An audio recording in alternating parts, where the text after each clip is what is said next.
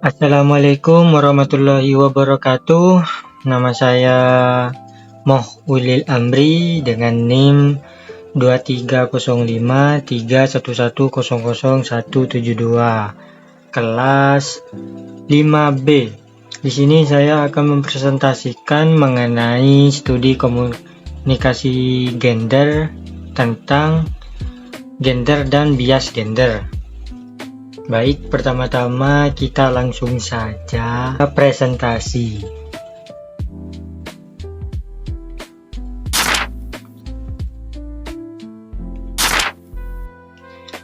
Yang pertama yaitu apa itu gender? Gender adalah peran, perilaku, dan tanggung jawab sosial yang dilekatkan pada laki-laki dan perempuan oleh masyarakat. Gender berbeda dengan jenis kelamin biologis karena gender dibentuk oleh budaya, norma, dan kebiasaan. Seperti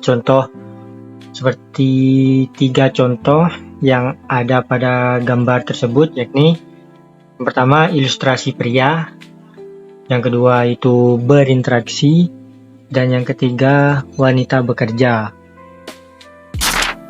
Selanjutnya yaitu apa itu bias gender? Nah, bias gender terjadi ketika ada ketidakadilan yang muncul akibat perbedaan peran antara laki-laki dan perempuan.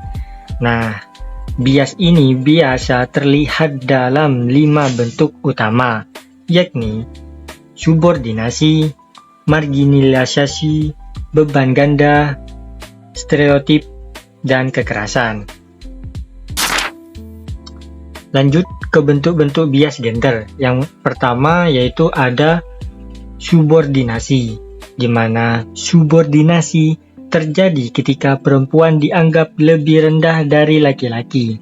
Contohnya, perempuan tidak diberi kesempatan mengambil keputusan dalam keluarga atau organisasi. Seperti contoh gambar di samping kanan. Oke, baik lanjut. Untuk yang kedua yakni marginalisasi, di mana marginalisasi adalah pengucilan atau pembatasan peran, misalnya seperti anggapan bahwa perempuan hanya pantas di dapur, tidak boleh berkarir di luar rumah. Seperti itu contohnya. Nah, contohnya yaitu ada di sebelah kanan gambar tersebut. Bisa dilihat teman-teman. Oke.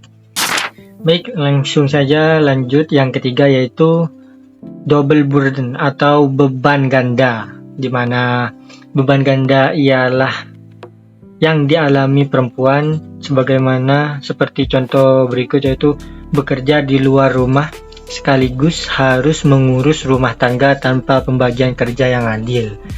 Nah, di sini biasanya menjadi beban, sering kecapean, dan lain sebagainya.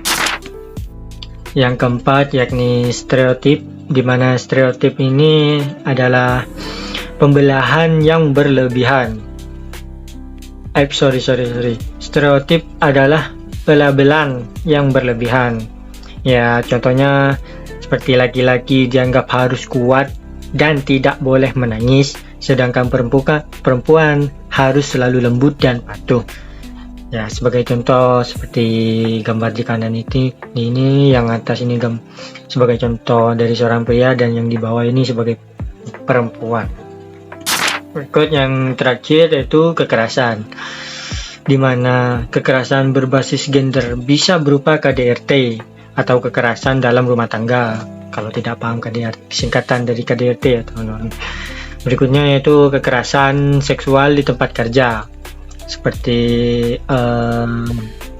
menyentuh bagian sensitif wanita dan lain sebagainya. Atau mungkin kekerasan dalam pacaran seperti pengendalian berlebihan dan ancaman fisik maupun nonverbal ataupun verbal. Nah, seperti contohnya itu kayak posesif ketika berpacaran, tidak boleh keluar dengan laki-laki atau perempuan selain pasangan itu sendiri. Nah, itu contohnya ya. Nah, Contoh nyatanya yaitu seperti di sekolah, di mana anak perempuan tidak didukung masuk jurusan teknik karena dianggap pekerjaan laki-laki. Nah, sebetulnya itu tidak boleh ya guys. Perempuan juga berhak memilih jurusannya masing-masing ya, yang dianggap kompeten dalam bidangnya gitu. Jadi tidak harus laki-laki. Nah, yang kedua yaitu di kantor, di mana perempuan sulit dipromosikan ke posisi pimpinan. Nah, di sini sudah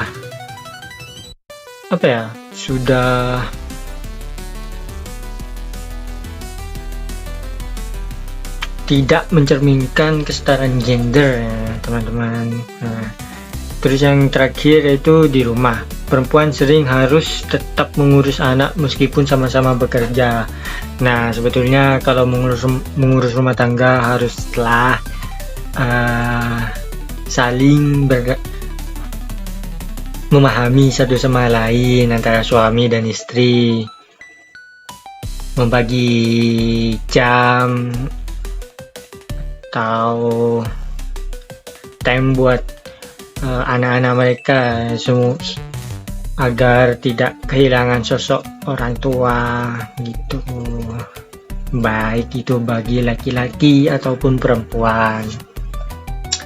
Oke, nah penjelasan singkatnya yaitu bias gender bukan hanya merugikan perempuan tapi juga membatasi laki-laki. Dengan memahami dan melawan bias gender, kita bisa membangun masyarakat yang lebih adil, setara, dan manusiawi.